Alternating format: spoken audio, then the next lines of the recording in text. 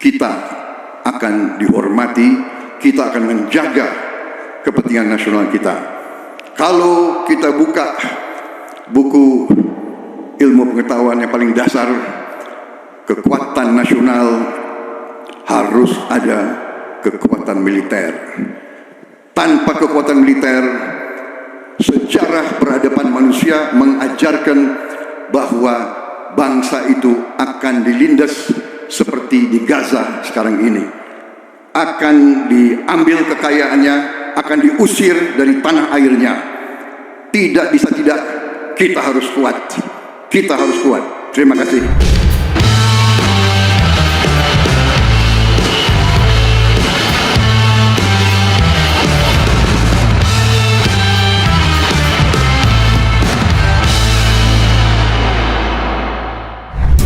Semua pasti kerja. Lanjutkan. Saya harus memberikan fakta yang sebenarnya dari apa yang disampaikan oleh Prabowo tadi malam. Satu pernyataan dari Prabowo yang sangat menarik adalah tentang pernyataan dia, apalagi kalau bukan yang pertama kali diucapkan oleh Prabowo. Satu, misalnya gini, militer harus kuat, militer harus kuat. Kalau militer kita lemah, maka negara kita akan ditindas.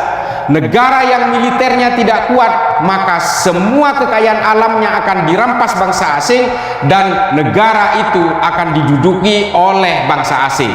Mari kita bedah secara keilmuan, karena tadi malam Prabowo mengatakan berdasarkan literatur sejarah. Satu, tidak semua negara memiliki kekuatan militer. Contoh Jamaika, Andorra, termasuk juga negara-negara di Kepulauan Pasifik seperti Palau, Nauru dan sebagainya. Mereka tetap menjadi negara berdaulat. Mereka tidak punya tentara. Bahkan Jamaika juga tidak punya. Panama juga tidak punya. Ini semua negara berdaulat. Negaranya aman-aman saja, tapi mereka juga punya satu kesatuan polisi yang sanggup menjaga keamanan bangsa mereka. Jadi penentu dari trajektori keamanan suatu negara itu jauh lebih penting sebenarnya. Tapi bukan berarti kalau tidak punya tentara dia akan menjadi aman. Maka premis yang dilakukan oleh Prabowo bahwa militer harus kuat itu sebenarnya terbantahkan, bahwa militer harus kuat adalah penentu dari kekuatan suatu negara. Lalu Prabowo juga mengandaikan dengan Gaza misalnya. Gaza lemah, ditindas karena tidak punya militer yang kuat. Mari kita bedah juga. Jerman kalah perang 2 kali, dalam Perang Dunia Pertama dan Perang Dunia Kedua. Jerman memiliki tentara paling kuat di Eropa, tapi mengapa mereka kalah? Pada Perang Dunia Pertama, Jerman memiliki tentara yang kuat, tapi tidak sanggup membuat peluru yang menjadi penentu dari kekuatan militer satu negara. Pada Perang Dunia Kedua, Jerman sudah hampir menguasai seluruh Eropa, tapi kemudian kalah oleh serbuan tentara merah Rusia yang kemudian meluluh lantakkan Berlin, sehingga akhirnya Hitler melakukan bunuh diri di dalam bunker keselamatan dia. Eva Braun juga menelan racun yang berupa kapsul, dan anjing kesayangannya yang bernama Blondie juga ikut diracun oleh Hitler. Ini adalah bukti bahwa militer yang kuat bukan ukuran kekuatan suatu negara. Lalu mengapa negara-negara yang tidak punya militer, kekuatan militer itu bisa tetap menjadi negara berdaulat? Karena kedaulatan suatu negara, kekuatan suatu negara berada di dalam jalur-jalur diplomasi internasional. Oke, kembali lagi di channel MD 2045. Salam inspirasi, salam NKRI harga mati. Nah, teman-teman, sebentar lagi akan diadakan pemilihan umum pada tanggal 14 Februari 2024.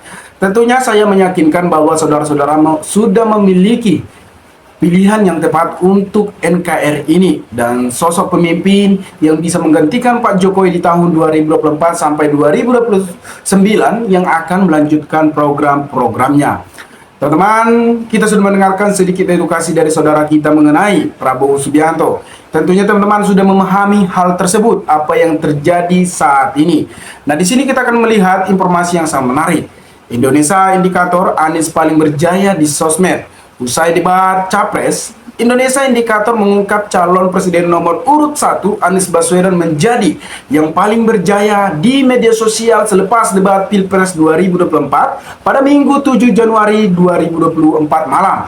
Direktur Komunikasi Indonesia Indikator Rustika Herlambang menjelaskan tolak ukur berjaya dimaksud melihat dari jumlah perbincangan atau interaksi netizen. Berjaya dalam artinya jumlah expose dan juga tadi malam memang dibawa Anies jadi juara debat karena dia dianggap sama netizen mendapatkan positif terbesar, ujar Rustika dalam dialog bersama SNTP Indonesia. Media sosial yang sangat demanis, tweet dan ke Anies selama debat 2 jam jumlahnya paling banyak sampai 12 siang. Anies masih terbanyak karena ramainya di Twitter, jelasnya. Sementara itu calon presiden nomor urut 3 Ganjar Pranowo menjadi juara dengan sentimen positif dengan angka 52,15%, Anies Baswedan 35,8% dan Prabowo Subianto 25,61%. Nah, sementara kalau dilihat dari sisi segmen positif yang jatuh kepada Ganjar, tetapi secara jumlah perbincangan lebih sedikit dibandingkan Anies Baswedan, ujarnya. Sementara Prabowo tertinggi dalam kategori terlibat atau rata-rata interaksi penggunaan pada konten akun media sosial dengan angka sejumlah 795 ribu, Anies sebanyak 700 ribu dan Ganjar 41,000 ribu. Menurut Rustika, perbincangan mengenai Anies dan Prabowo tidak bisa dilepaskan. Jadi, Anies selalu dikaitkan sama Prabowo pun Prabowo dikaitkan dengan Anies, itu sebabnya Ganjar yang berada di tengah. Dia sudah tampil baik dengan baju baru dengan sebagainya. Akhirnya, kala perbincangan, bicara media sosial itu, next is go to juga ucap Rustika. Jadi, semakin ada kontroversi, semakin ada sesuatu yang polemik, pasti netizen akan terbawa ke sana. Itu yang menyebabkan kenapa situasi seperti itu. Lanjutnya, hasil di atas merupakan saringan atau filter dari malam setelah debat, yaitu tanggal 7 Januari 2024 pukul 8 sampai dengan 8 Januari pukul 12. Ini indikator mengambil percakapan netizen di semua platform media sosial. Ada yang menarik, biasanya 1 hari setelah debat capres seperti sekarang ini, itu yang namanya postingan di TikTok pasti akan banyak banget. Tapi ternyata hari ini Senin 8 Januari itu terbesar masih berasal dari Twitter ataupun akun X 80,4%.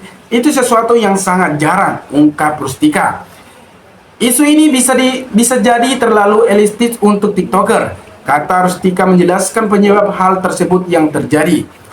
Sukarelawan Ganjar Mahfud Nusantara Barat memberikan perangkat pemancaran jaringan internet di Dusun Bongka, Desa Tumpak, Kecamatan Pucat, Kabupaten Lombok Tengah pada Rabu 10 Januari 2024.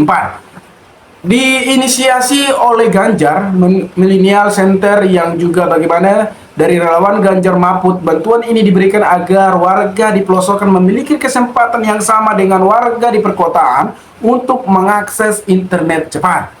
Muhammad Arifin selaku relawan Ganjar Mahfud sekaligus koordinator wilayah GMC NTB mengatakan bantuan ini juga untuk mempermudah warga di sana mengakses informasi. Kita berharap pemuda setempat dan warga bisa mengakses segala berita-berita terbaru,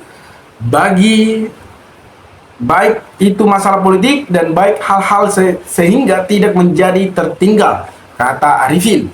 Dengan kecepatan bersekitar 40 hingga 50 Mbps, perangkat tersebut dapat membantu warga berseluncur di internet dengan cepat dan cukup maksimal. Arifin menjelaskan, sebelum dilakukan pemasangan perangkat, relawan terlebih dahulu mensurvei akses internet di lokasi tersebut, karena di sini salah satu tempat yang memang tergolong pelosok sehingga jaringan atau akses internet masih tergolong lemot.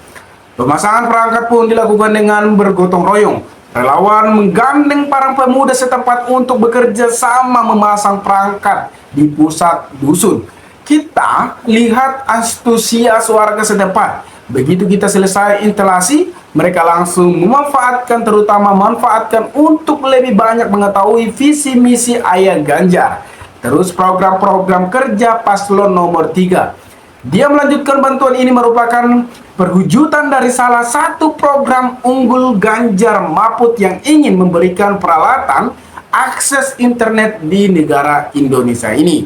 Nah, teman-teman, program internet gratis ini sangat menarik dan sangat mempermudah anak muda untuk mengakses informasi-informasi dari platform-platform lainnya, baik dari hal politik ataupun edukasi motivasi. Tentunya program ini sangat bermanfaat untuk bangsa negara kita.